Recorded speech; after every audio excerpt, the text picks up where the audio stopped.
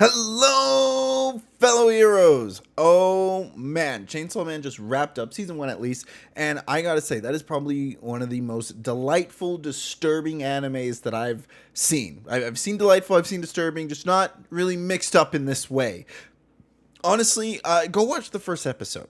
I recommend it. I say go out, go check it out. You don't really have to follow the rule of three with this one. If you like the first episode, you'll probably be hooked for the rest of the series. And that's mainly because I had to go and look into the writer for this, Tatsuki Fujimoto. I hope I'm saying that right. His other works are very similar to Chainsaw Man in terms of storytelling.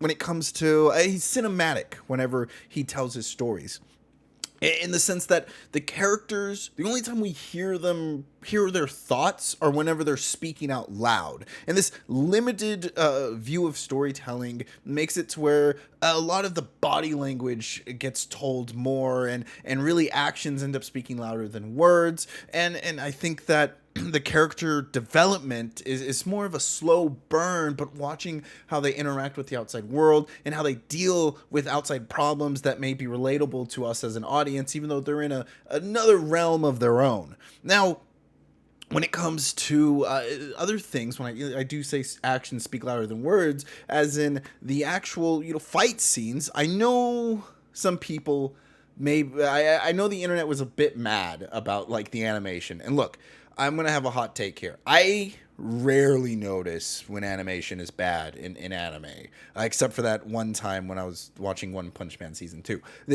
There though, it didn't bother me. I will say this though. The upside, it works. Like the camera, when it comes to anime, a lot of the fight scenes, I mean, they work. The camera's always centered. You always get to see the cool stuff. And depending on how much time the animator gets, they're going to get to pull off all these cool things in the middle of the fight. However, what Chainsaw Man does that I really appreciate as a viewer is the fight scenes are integral to the story. See, each episode is thematic. It's got a theme of its own, a message that it's trying to send.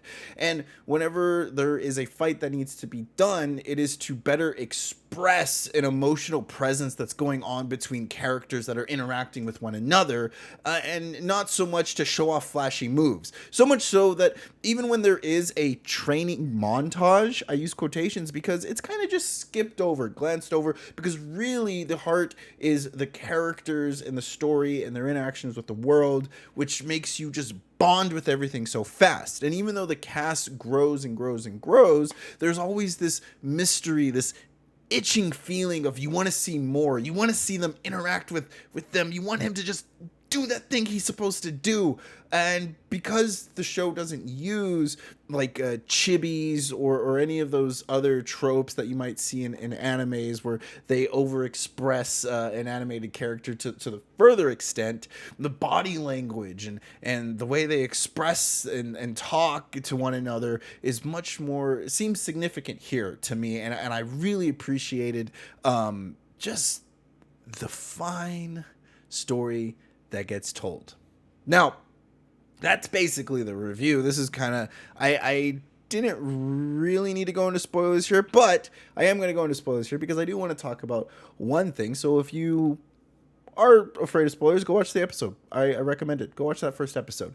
Now, before you do, hit that sub, hit the like. It goes a long way for me. It helps me out. I've been enjoying making these reviews. I've been enjoying seeing the comment sections of some of the reviews, and I hope to be able to do more of this kind of stuff. A sub goes a long way. Thank you. Now, real quickly though, before I rank the video, the show, this season, I wanted to talk about that first episode and the thematic presence of it all, and how I think everyone else kind of feels the same way and how they got hooked in the same way. I love just how the theme of that episode is dogs. I love how that episode is, Denji is as a dog that is loyal, and he gets kicked around by the Yakuza, and then the Yakuza later on turn into dogs of war, slaves for a devil, and then the next thing you know, Denji's, he's in love with the devil that's a dog, that's his pet, but it's actually his best friend because dogs are man's best friends.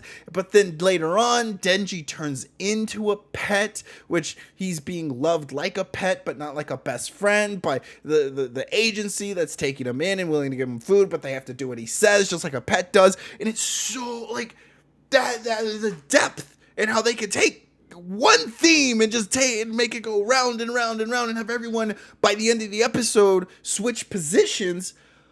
That's what made me fall in love with this series. So, honestly, I'm pretty sure there's a lot of people out there. If we were to complain about the anime, a tidbit about the anime, I think the biggest complaint was like it would turn into 3D animations. Proportions are hard to draw. I am just gonna put that out there. The little things that I know about art is that proportions are really hard to draw, which give respect to the Gundams back in the day, but to me, season 1 is a 10 out of 10. Interactions with characters, getting sad over seeing someone have a cigarette, and the combat for me is what gets it. Not so much that's flashy and cool, but that it has an emotional impact and that everything matters and nothing is put to waste. That to me is what is significant and what is great for it all. But I definitely see it also as like a 9 out of 10. But yeah, so 9 or 10, that's where I'm at. Tell me your thoughts below. Until next time, play nice.